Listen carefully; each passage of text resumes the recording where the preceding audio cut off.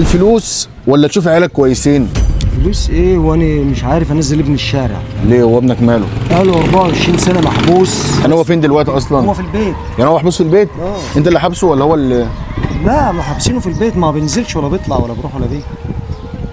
هو عنده كام سنه؟ 24 سنه. عنده 24 سنه. 24 سنه ما نزلش الشارع؟ لا ما نزلش الشارع. انا راجل عريس، راجل كبير تقول عليا ما يقولش انزله في الشارع. وعنده ايه بقى؟ هو معاه. طب ربنا يشفيه لك يا رب.